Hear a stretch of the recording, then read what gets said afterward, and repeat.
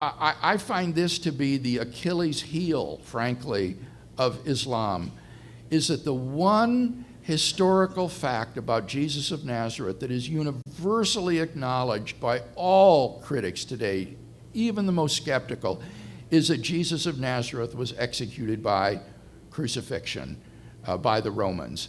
And yet the Quran says, or denies, this one indisputable fact. It says they did not kill him, neither did they crucify him, but it only appeared to them so. And so it's tremendously embarrassing, I think, for the Muslim that this record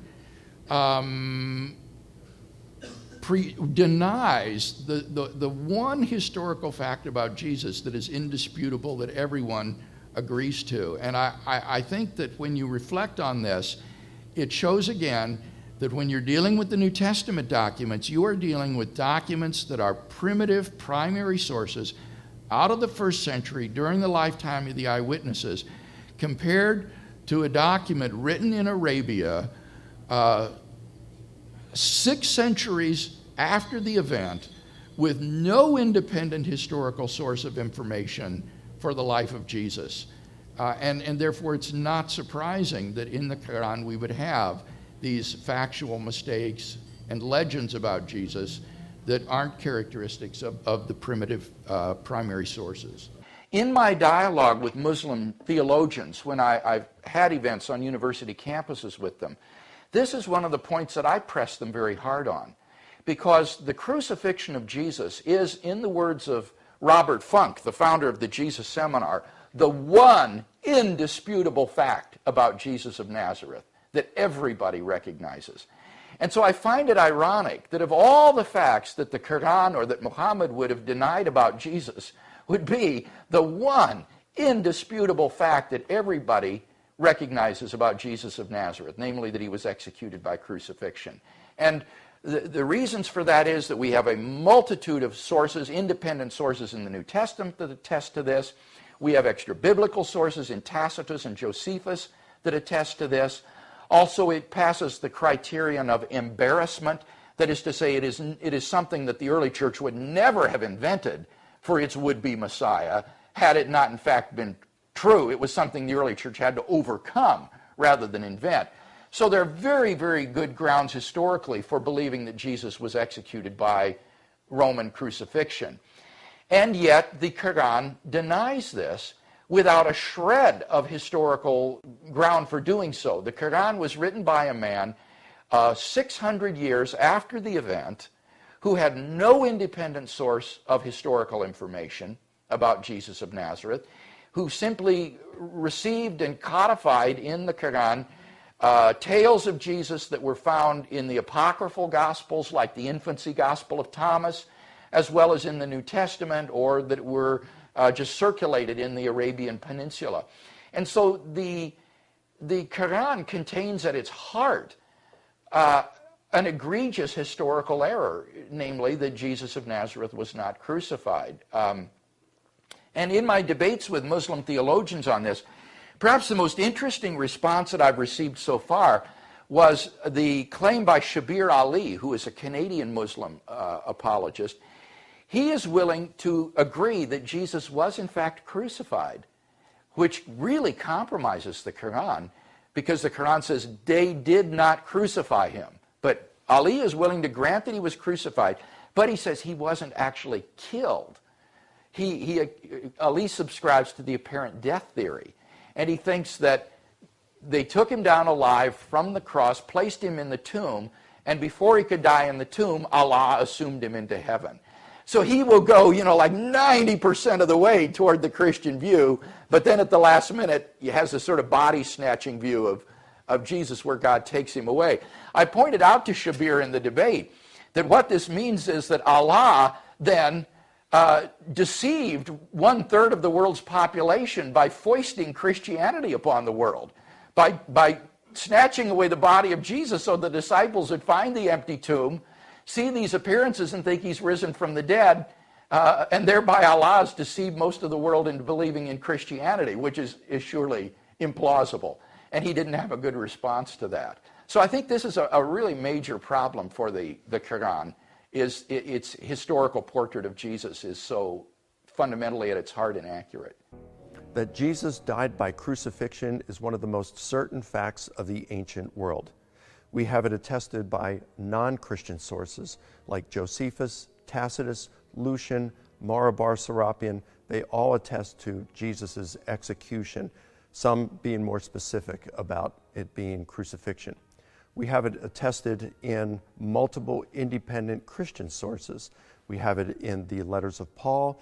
We have it in the Gospel of Mark. Well, we have it in all four Gospels, and including the Gospel of John, which is certainly independent of Mark. So multiple independent sources, non-Christian sources. The chances of surviving crucifixion were very small. There is only one account in antiquity of a person who survived crucifixion. The Jewish historian Josephus reports that at the time of the fall of Jerusalem, he witnessed 3 of his friends being crucified. So he went to his friend, the Roman commander Titus, and asked that he do him a favor and spare the lives of his 3 friends. And out of friendship, Titus ordered that all 3 be removed from their crosses and provided the best medical care Rome had to offer at that time. In spite of this, 2 of the 3 still died. So even if Jesus had been removed prematurely and medically assisted, his chances of survival were very small. However, there is no evidence that Jesus was removed or provided any medical care whatsoever, much less Rome's best. Now, of course, we can consider possibilities that Jesus somehow, maybe there's a possibility that Jesus survived his crucifixion. And you can entertain that by writing a blog on the internet. But historians must go with probabilities. So given all the evidence we have for Jesus' death by crucifixion, without any evidence, at least any decent evidence to the contrary, the historian at least must conclude that Jesus was crucified and the process killed him. I know Jesus saved me. I know he's real. He lives within my heart. And obviously that's the most powerful thing, to experience him for yourself. But what about just from a scholarly viewpoint? What about from a skeptic's viewpoint? Can we know if Jesus really existed? It's interesting that Professor Bart Ehrman, who's a famous agnostic New Testament scholar, wrote a book saying, yes, of course Jesus existed. All the evidence is there that he existed. And this man is a famous agnostic who even attacks the New Testament. So he's saying, of course, the evidence says Jesus existed. So let me lay out a few things as to why we're so confident historically, from a scholarly viewpoint, that Jesus lived and died and rose from the dead. The first thing is that the New Testament documents are the most wonderfully preserved documents from the ancient world. You have things about ancient Roman history and ancient Greek history, and the only manuscripts we have are from hundreds and hundreds of years later, and sometimes they're only a handful. With the New Testament, the earliest manuscripts are within a generation of the death of the authors of the New Testament. That's kind of unprecedented. And we have thousands of manuscript copies. And even though between them there are tiny copyist errors and things like that, and you know, one thing would spell Mr. M-I-S-T-E-R and another M-R dot, the fact is they're in essential harmony on all the foundations. That's amazing. So it's the best attested book from the ancient world. Not only so, but scholars have seen that the accounts we have in the Gospels are eyewitness accounts. And Luke talked to the eyewitnesses and researched and got the information to get things accurate. So it's not like, say, Muhammad, hundreds and hundreds of years later, claiming to get revelation from God and telling us what happened in Jesus' day or telling us what happened in Moses' day. These were the eyewitnesses. And there's even something called the criterion of embarrassment. In other words, if something in the document is embarrassing to the hero of the story, you don't expect to see it. When you read the ancient accounts of the great heroes of old, the mythological accounts, they don't have the blemishes and the faults, and yet these eyewitness accounts tell you all the failings of the disciples. Why would you do that if you're launching a movement, talk about all the flaws and failings of the disciples? When Jesus dies, they don't get it. They flee. When he rises, they don't believe it initially until they see him. Why put all this in there? It's because they're accurate accounts of what really happened. Now, as far as outside sources, Outside sources. Remember, this was not like today. You didn't have people with cell phones reporting immediately. You didn't have people tweeting stuff out. You didn't have CNN with 24-hour news. So the historians wouldn't write about things in their own day, the great historians of old. They would generally wait, and then they would look back at the earlier days and write their histories about what happened. So when we begin to have attestation of Jesus dying, or this one called Christ, some didn't know what to make of the name, with him dying, and then reports of his resurrection, or his early followers being devoted to him and willing to die for him. You have the outside sources, the outside Greek and Roman sources. You even have outside Jewish sources that attest to Jesus dying, even Jewish leadership giving him over to die at the time of the Passover. So these are non-believing sources, some of them hostile, yet they report the same essential truths, the foundations of our faith. And not only so, the idea that in ancient Rome you would start a new religion where your founder dies a criminal's death, that was a scandal of all scandals. Then, to the Jewish world, expecting a Messiah who would rule and reign to preach this, these were stumbling blocks. You don't invent that, and you don't invent a virgin birth. You find me another religion where the founder comes from a virgin birth. These things would be scandalous, as if you were covering up some kind of immorality. These are not the kind of things you invent. And then if the whole thing is a myth, you don't die for it. You're not tortured to death for it because you know the whole thing is a myth.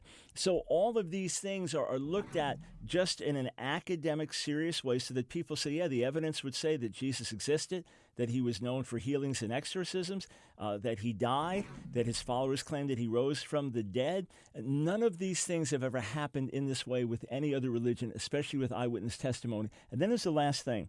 There's the prophetic word. The prophetic word. You say, well, how do we know he was born in Bethlehem? Prophet said so, but how do we know it happened? We could argue about that. How do we know he was a miraculous birth? We could argue about that. But the prophets also indicated in the Old Testament that the Messiah would be rejected by his own people and then would be received by the Gentile world before his own people would receive him back, and that he had to come and die before the Second Temple was destroyed. So how do you plan that out? How do you make that happen? Second Temple was destroyed in 70 AD. How do you make these things happen, and then you get rejected by your own people and then accepted by more than 2 billion people around the world? You can't quite manufacture that. All the evidence says what the New Testament tells us really happened. So not only are we sure in our hearts, we're sure in our minds also. Oh, absolutely. Isaiah 53 is a key, perhaps the key messianic prophecy in the Hebrew Bible. If you try to interpret it with reference to Israel or the righteous remnant within Israel, it breaks down. But when you recognize that beginning in 52:13 through 53:12, it first speaks of the Messiah's great exaltation, but then it says that he'll suffer and be terribly disfigured. And as the text goes on, what we learn is that his own people, Israel, didn't recognize him. He was suffering for their sins, and yet they thought he was suffering for his own sins. And then they come to the revelation, it was our sins that he bore. It was our guilt that he was carrying, and by his wounds were healed. So it paints the whole picture of the Messiah's exaltation, but only following his suffering, his rejection by his own people, and yet ultimately their eyes opened to receive him as the Messiah. I know in the crowds you all run around with, it's commonly thought that Jesus did not exist. Let me tell you, once you get outside of your conclave, there's nobody this is not even an issue for scholars of antiquity. It is not an issue for scholars. There is no scholar in any college or university in the Western world who teaches classics, ancient history, New Testament, early Christianity, any related field who doubts that Jesus existed. Now, that is not evidence. That is not evidence. Just because everybody thinks so doesn't make it evidence. But if you want to know about the theory of evolution versus the theory of creationism, and every scholar in every reputable institution in the world believes in evolution, it may not be evidence, but if you've got a different opinion, you better have a pretty good piece of evidence yourself. The reason for thinking Jesus existed is because he is abundantly attested in early sources. That's why. And I give the details in my book. Early and independent sources indicate that certainly that Jesus existed. One author that we know about knew Jesus' brother and knew Jesus' closest disciple, Peter. He's an eyewitness to both Jesus' closest disciple and his brother. So, I mean, I'm sorry, but again, I respect your disbelief, but if you want to go where the evidence goes, I think that atheists have done themselves a disservice by jumping on the bandwagon of mythicism, because, frankly, it makes you look foolish to the outside world. If that's what you're going to believe, you just look foolish. You are much better off going with historical evidence and arguing historically rather than coming up with the theory that Jesus didn't exist. The crucifixion of Jesus of Nazareth is one of the best attested facts in ancient history. And I speak as an ancient historian. There are certain other things like the murder of Julius Caesar, the destruction of Jerusalem in AD 70, all sorts of other things which actually we know pretty certainly and which no ancient historian denies. I gather there is yet another book just come out, I can't even remember the author's name, saying that Jesus never existed, saying that this was all invented 70 years later by the Romans in order to keep people quiet. This is complete nonsense, and no serious ancient historian would take it seriously for a minute.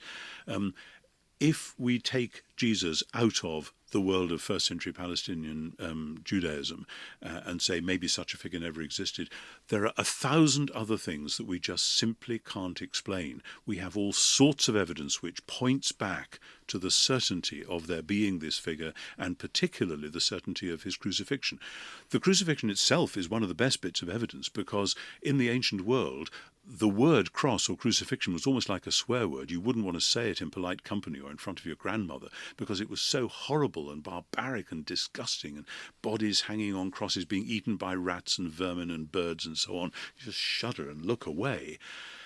And yet the Christians made the cross the symbol from the very beginning of their movement, because for them it was the sign of the love of God. Without something like the actual death of Jesus, that cultural shift is impossible to explain. The Quran notoriously denies the crucifixion of Jesus. Surah 4, verse 157. The Jews said, "We have killed the Messiah, Jesus, son of Mary, the messenger of God." They did not kill him, nor did they crucify him, though it was made to appear like that to them. They certainly did not kill him. God raised him up to himself. Well, that's what the Quran says. But even the most liberal and skeptical of biblical scholars today will affirm the historicity of the resurrection.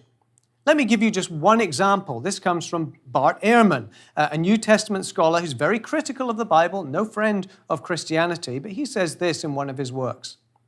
One of the most certain facts of history is that Jesus was crucified on orders of the Roman prefect of Judea, Pontius Pilate.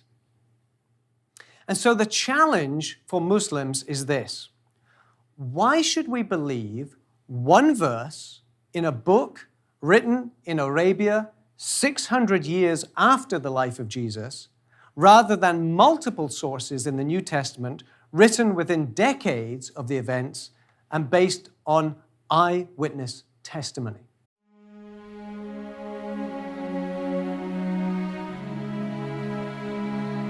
Crucifixion was one of the most dreaded and painful forms of execution in ancient times. Thousands of crucifixions were performed by the Romans, the most famous, of course, being Jesus Christ. Yet, because almost all depictions of Jesus on the cross were painted centuries later, our image of the death of Christ is in many ways incorrect.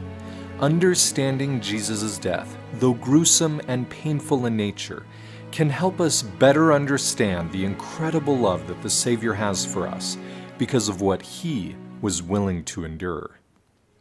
Crucifixion was often first preceded with the painful process of flogging or scourging, as is the case of Jesus. The scourging was done to physically weaken the condemned person, accentuating the already painful process of crucifixion. The whip or flagrum was made of strips of leather fastened to a handle, with broken glass, nails, bone, and lead weights fastened to the end of the strips. The flagrum was designed to rip through the flesh, tearing skin and muscle from the bone. The powerful symbol of the sacrament bread which represents Christ's flesh being torn apart, is an apt reminder of the scourging that Jesus endured on our behalf. Once flogged, the convicted person was made to carry his own cross through the city till they arrived at the place of execution. Unlike most depictions showing Jesus carrying an entire cross, the condemned man instead would actually only carry the crosspiece. This was because of the incredible weight of a full cross, and because wood was such a scarce resource that it was common to use an already existing tree or permanent post as the base of the cross. The fact that Jesus may have been crucified on a living tree brings beauty to the title of Jesus as the Tree of Life. The Gospels tell us that Jesus was crucified at a place called Golgotha, from the Hebrew word meaning skull, most likely referring to a knoll or small hill, shaped like a bear's skull. Today in Jerusalem there are two main traditional locations for Golgotha: the hilltop in the Church of the Holy Sepulchre and Skull Hill, just outside the Damascus Gate. The first location was chosen by Helena, mother of Emperor Constantine, in about 325 AD, because of several earlier traditions that marked this as the place. Today the hill is located within this enormous church under slabs of stone, with only portions of the original hill visible behind sheets of glass.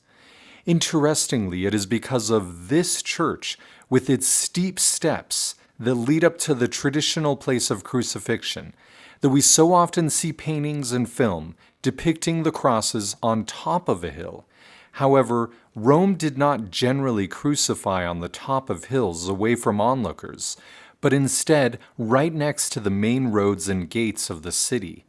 Crosses were also much shorter than normally depicted, so as to bring their victims as low as possible, placing them almost at eye level with onlookers. This was so that all who passed by would vividly see the consequences of opposing Rome. The other traditional site, Skull Hill or Gordon's Calvary, was identified only about 175 years ago. It was chosen because of the hill's remarkable resemblance to a skull and because of its close proximity to an ancient tomb, now known as the Garden Tomb. It was also identified because in the Law of Moses, animals were to be killed on the north side of the altar of sacrifice. With this hill being north of the temple, and in a continuation of the same mount where the temple stood, the place seemed to be an apt location for the sacrifice of the Lamb of God. In 1968, several tombs were discovered in Jerusalem, dating to the time of Jesus. Within one tomb, they found a stone ossuary or bone box with a nail driven through the ankle bone of the buried man.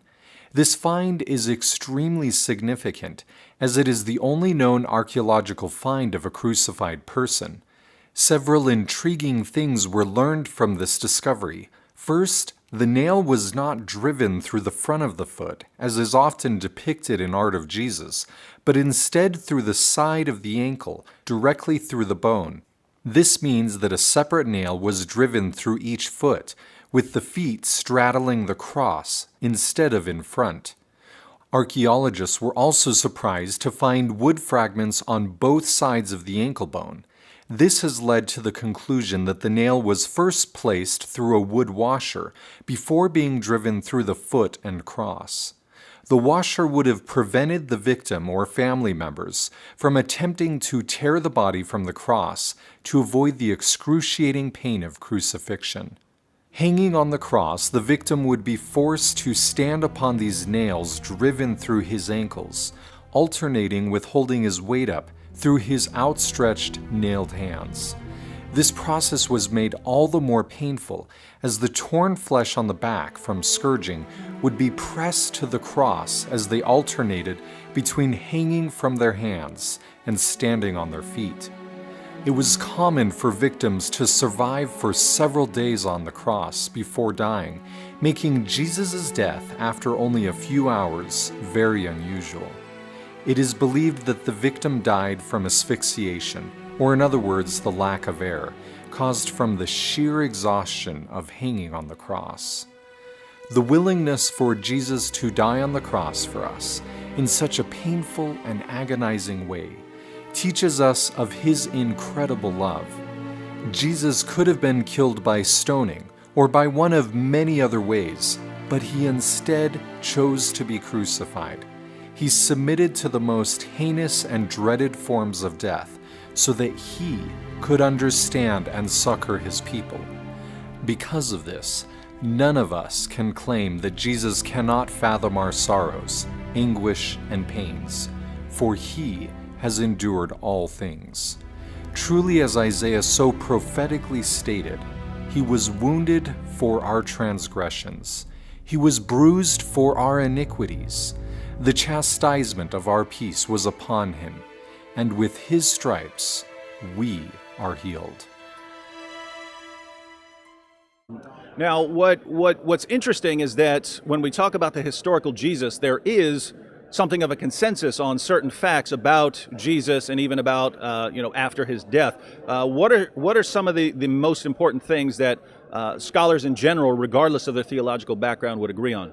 Well, I use what I call a minimal facts methodology, and I emphasize it's a methodology. It's a way to go about parsing your verbs, so to speak. It's not a what's right and what's wrong necessarily, but it's a basis from which to tell what those data are. And I would say the core, and I changed the numbers because nobody only allows this small number of facts. I would say Jesus died by crucifixion. Afterwards, his disciples, if you want me to stretch it out just a little bit, his disciples experienced despair, had a normal psychological reaction, my world's over, I've been doing this for 3 years, golly, what am I going to go back to? Thirdly, they had experiences which they believe were appearances of the risen Jesus. Fourthly, it turned their life upside down to the point where they were willing to die for this message. Now, I'll stop right there real quickly because a lot of people say, well, today we know people are willing to die for just about anything, and it could be an atheistic politicals. I mean, sure, people have died for communism, and yes, I think that's the answer. But here's the difference. People die today for ideologies. Nobody knows Karl Marx. Nobody knows Muhammad. Nobody knows Jesus. They die for ideologies. And on the resurrection, when you have the original apostles' testimony, here's the difference. They are the only people in space and time, history, who can answer the question of most likely what occurred with regard to Jesus after his death. Did you see him? Now, I could die for the fact that Peter believed he saw the risen Jesus, but I'd rather ask Peter than me. So the difference is if they're willing to die for it, that says they're utterly convinced they saw the risen Jesus. Now, other things could have happened, but once you have these guys being totally sold out, which everyone concedes, now we have a basis from which to deal with the other data.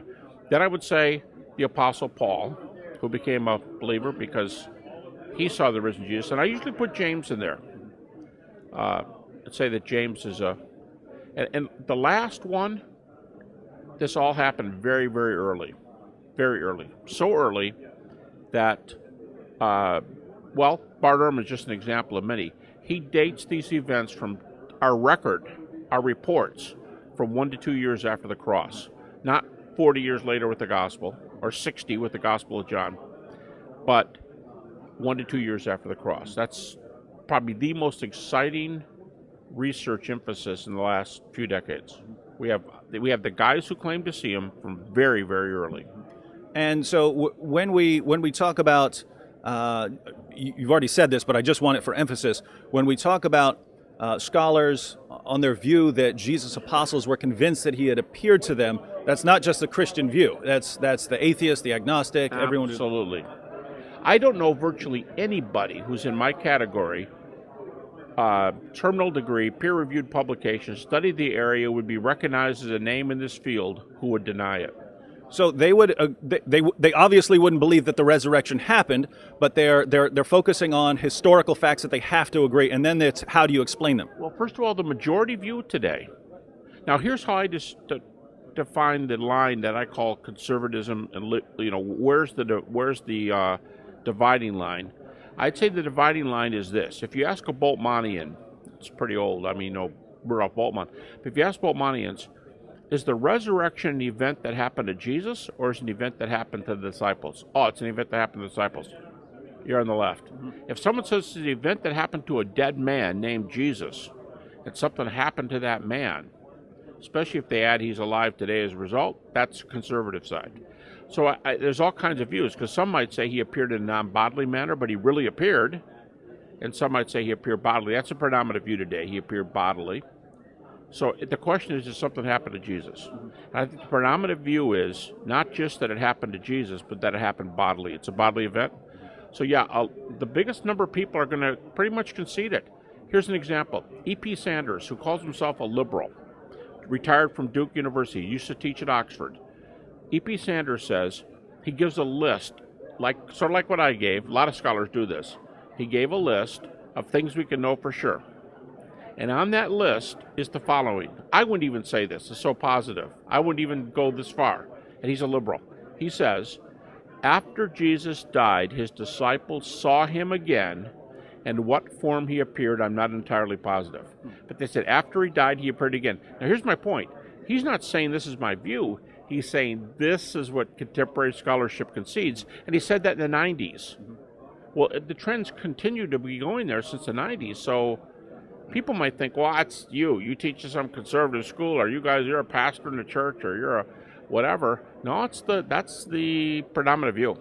So, and here's what's interesting. If we know what historical facts we have, can we say that anyone who sort of wants to be in line with what we know historically has to come up with a view that is at least consistent with all of these historical facts? At least consistent, but I would take a even stronger view and say that you'd want it to correspond to the data we have.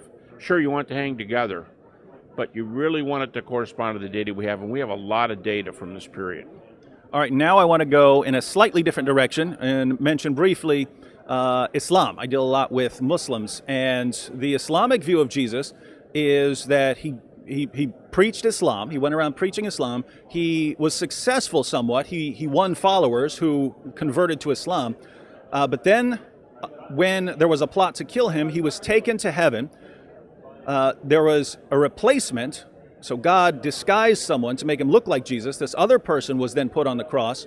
According to some of our earliest records, going back to tradition, how Muhammad explained what the Quran says about this being some sort of illusion, Jesus' disciples were actually asked who's going to take his place. So the disciples were aware that this was a kind of divine conspiracy where God is going to trick people into believing that Jesus died. And so the disciples knew that this wasn't true. And then, of course, later on, I have no idea how they would explain appearances of Jesus, but how well would that, all of that... Were there appearances in this view? There's nothing straightforward in the Muslim sources about Jesus appearing, so they would have to say, and I've heard a Muslim apologist say that maybe God allowed Jesus to appear to comfort his disciples because they were worried about him or something like that. Bodily, or how? Bodily? Did he appear bodily? Just maybe some sort of vision or something like that. But how well do you think this would cohere with the historical evidence? Well, first I want to make a comment, just so someone doesn't hear me and say he just disagreed with his own rules. I am not a scholar in these areas. I feel like I have to say that. You mean on Islam, right? Right, on Islam, because I have to, if I'm looking for those on my view, I wouldn't want somebody telling me, okay, so I'm not a scholar in this area, and I'm hearing a lot of this from you for the first time. I would say the historical backup for that kind of position is Zippo. Zero. Okay, Bart Ehrman, an atheist New Testament scholar. Bart Ehrman gives 15 independent sources for the crucifixion of Jesus within 100 years. Now, 100 years is actually kind of strict, but it's a nice, narrow parameter for saying Jesus lived. 100, and here's an atheist, 100 years time, 15 different sources evidencing Jesus' death. If he died, he had to have lived. So Bart Ehrman calls that one of the two best evidences we have for that Jesus lived in history. The other one is that Paul is the best New Testament reference we have. Critics talk about half of Paul's epistles, 7 out of 13, being accredited, and you can use them in arguing because they're great sources. Well, the best thing Paul gives us is that he was an eyewitness to the eyewitnesses. Paul in Galatians 1 and again in Galatians 2, he went to Jerusalem and got to know Peter, James, the brother of Jesus, then in Galatians 2, John. They're all together, and the topic they're discussing, as Paul tells us, is the nature of the gospel, to make sure they're all on the same page. And Paul concludes, yes, they're all on the same page. But here, that's two great sets of data for the existence of Jesus. 15 independent sources for the crucifixion of Jesus, and Paul knowing himself, of course, Peter, James, and John, the big four. He knows all of them, and he can ask them whatever questions he wants to about what Jesus looked like when he was walking and talking in Galilee. So it would be like asking George Washington or asking Thomas Jefferson, what was George like? Asking Adams and John Quincy Adams and Monroe and so on, what do you know about George? And then it'd be really cool if you could talk to Martha. And that's neat because we have the women's testimony for going to the tomb and so on. So you make a multifaceted case for George Washington being the first president of the United States. We can do the same thing with Jesus actually having existed. And as Bart Ehrman says, he knows of nobody, no accredited specialist in the field of religion, no matter how liberal or how atheist or whatever, none of them who will have university, college, or seminary positions, none of them teach that Jesus never lived. The guys who teach it and claim to be scholars are people who don't have accredited degrees. He said with two exceptions, is Bart's count.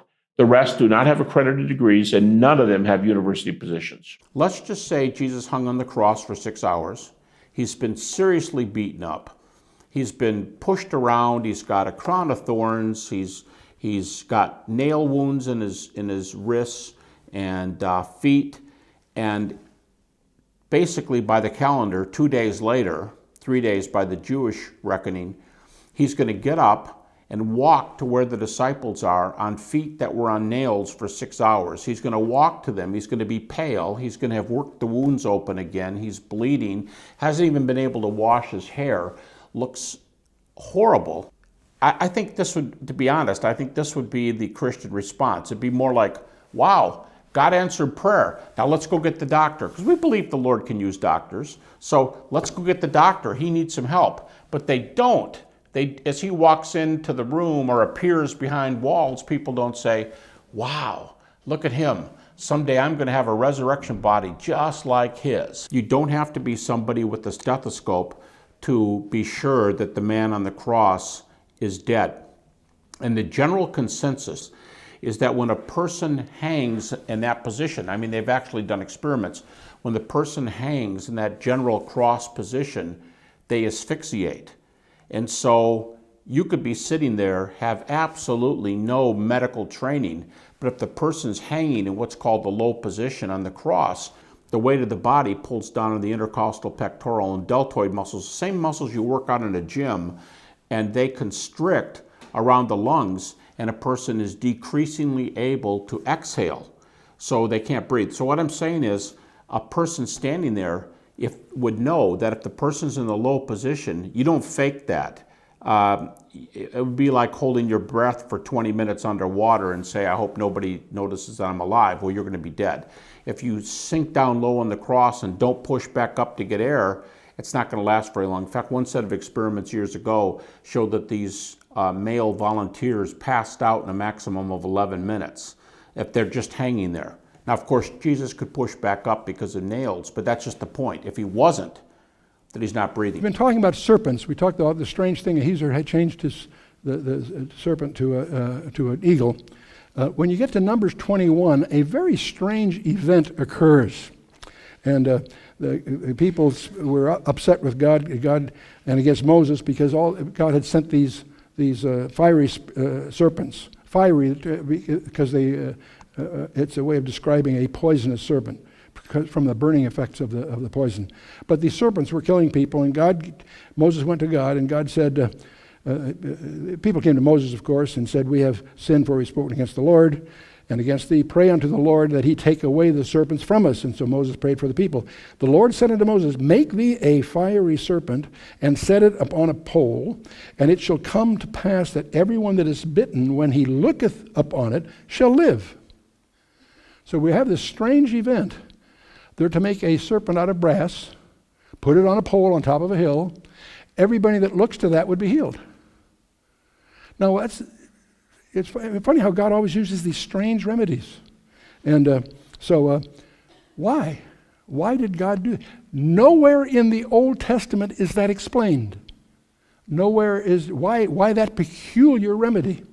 And it's a serpent of brass, okay, which is copper or bronze technically, but okay. And everybody that looked to it lived. What a strange remedy. A serpent, isn't that a figure for sin or evil? Why is that doing here? And why brass? Well, that's the metal that could stain fire, so Leviticus, it's sort of idiomatic of a judgment. And you can search the entire Old Testament, not find an explanation of that anywhere. In fact, it proves to be a nemesis. When 1,000 years later, when we get to the days of Hezekiah, they're worshiping this thing. It's still around in 2 Kings 18. See, Hezekiah was a good guy. He did what was right in the sight of the Lord. He removed the high places and so forth. But in those days, the children of Israel did burn incense to this thing. And so Hezekiah calls it Nehushtan, a thing of brass. He destroys it because they're worshiping it like a fetish or something. A piece of brass. The real question is, why is this in the Old Testament? 1 Corinthians 10 tells us, now all these things happen to them for examples, and they are written for our admonition, upon whom the ends of the world are come. The word examples there in the Greek is tupos, or type. It's a type. It's an anticipatory type. And we don't see any explanation of this until Nicodemus meets Jesus Christ that night. When you get to John chapter 3, and see, all this is a pattern. It's a prefiguring, if you will. And in the New Testament, Jesus explains to Nicodemus, as Moses lifted up the serpent in the wilderness, even so must the Son of Man be lifted up. And Jesus announces that this was an anticipatory symbol or type back in Numbers 21. That whosoever believeth in him should not perish but have eternal life. So Jesus is building a type on that Numbers 21 event that he identifies himself with in John chapter 3. In fact, not only that, it leads to the most famous Bible verse in the entire Bible. Because he goes on and he says, for God so loved the world that he gave his only begotten Son, that whosoever believeth in him should not perish, but have everlasting life. Most famous Bible verse is Jesus' response to his explanation in Numbers 21. First, the historical evidence. Did Jesus die by crucifixion? Well, first, it is the unanimous written testimony concerning what happened to Jesus.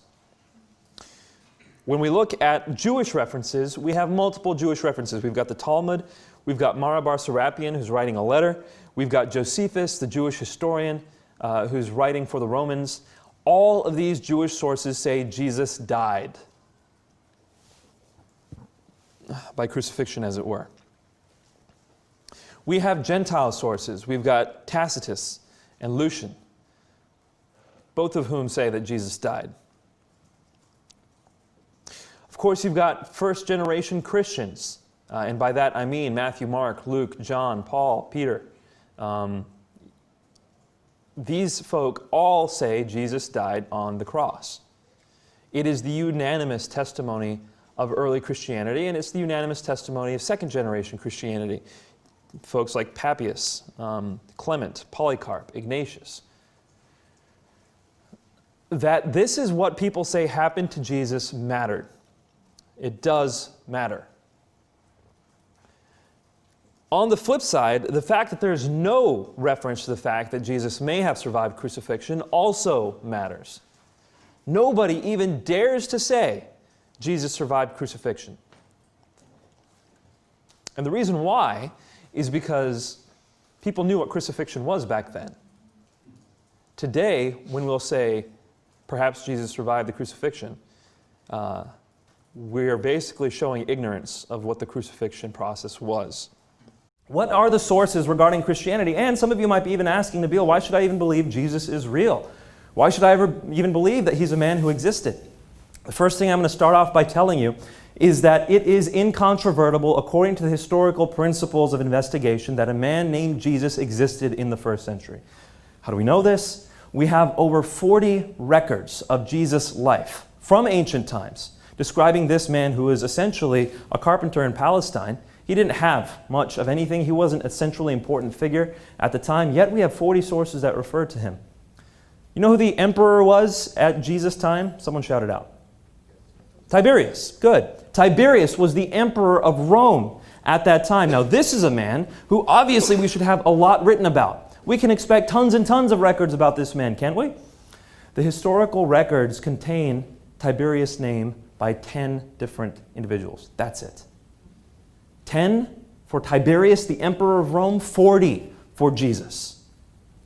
You can see we have excellent reason to believe that this man, Jesus of Nazareth, lived and existed in the first century. And that's why very, very few, in fact, I could probably count it on one hand, actually, I know of two, scholars who study the historical Jesus actually claim that Jesus never existed. And one of them is Bob Price, who most other scholars say is just not even possible what he says. So we can dismiss, just due to the reasoning and due to the lack of scholastic support, that this is actually the case. So Jesus certainly exists. Okay, what can we know about him? Well, of the scholars that study him, and keep in mind, there is an entire area of historical studies called historical Jesus studies. So we have scholars who've been studying this on all sides. These aren't all Christians by any means. Actually, the most influential ones wouldn't align themselves with Orthodox Christianity. You have people like Paula Fredrickson, Marcus Borg, Bart Ehrman. You have people along these lines who would say, like John Dominic Crossan, who would say that of Jesus we can know for a fact that he died on the cross. Now keep in mind, that's one of our 3 points that we're proving for Christianity or attempting to show to determine its reliability. Did Jesus die on the cross? The scholars who study his life, regardless of whether they're atheist, Buddhist, agnostic, Hindu, Christian, it doesn't matter. They all conclude that Jesus died on the cross. Now, if I left it there, it would be an appeal to authority, and we're trying to be academically rigorous tonight, so I'm not going to do that. I'm going to give you some of their reasons why they believe Jesus died on the cross, but we're going to keep it brief because scholars are unanimous on this issue. By the way, it's not just them. Even Muslim scholars will argue that Jesus did die on the cross. How many of you heard of Reza Aslan's book recently, Zealots, that came out this year? A few of you? Reza Aslan's a scholar who has studied the historical Jesus. And as a Muslim, he says, yes, Islam denies Jesus' death on the cross, and I am a Muslim, but I confirm that Jesus' death on the cross is historically certain. In fact, he builds his whole book off the fact that Jesus died on the cross. So even as a Muslim, he says Jesus died on the cross. So why? Why do they say this? Well, because first off, all the evidence that we have, all the records of Jesus' life, which talk about his death, indicate that he did die. If they say anything, it says that he did die on the cross under Pontius Pilate, which is why Paula Fredrickson says, if there's anything we can know about Jesus, anything at all, it's this, that he died on the cross under Pontius Pilate. If you go away from Christian records, you go to Jewish records like Josephus, we can also see in the first century that non-Christians are saying Jesus died on the cross. We go to Gentile scholars, they are also agreeing that Jesus died on the cross. And in fact, we also have some of them saying that these people believe he is risen from the dead. We'll get to that in just a moment. So we have excellent reason to believe Jesus died on the cross because all the records point to that. Plus, if you study the historical process of crucifixion, nobody ever in the entire history of the Roman process of crucifixion, no one ever survived a full Roman crucifixion. So we have excellent reason to believe Jesus died on the cross. Did he rise from the dead? This is an important matter. And lots of historians say we cannot investigate the resurrection because that's not a historical matter. That's a supernatural matter. And you can't study supernatural matters. Well, that's jumping the gun just a bit. If every explanation that is naturalistic falls short and falls very short of explaining what happened, then we have reason to believe that something supernatural may have happened. If there simply is no good explanation, naturalistically speaking, we can use the historical process of investigation to conclude that quite likely maybe something supernatural happened here. So what happened when Jesus died? Shortly after his death, we take a look at what happened, and those historical scholars we've already referred to, in general, agree with 3 facts. that are considered relatively incontrovertible. And I'm giving you what's called the minimal facts argument. If you want to look into this, it's called the minimal facts argument, primarily promoted by a man named Gary Habermas, who's written a book called The Historical Jesus.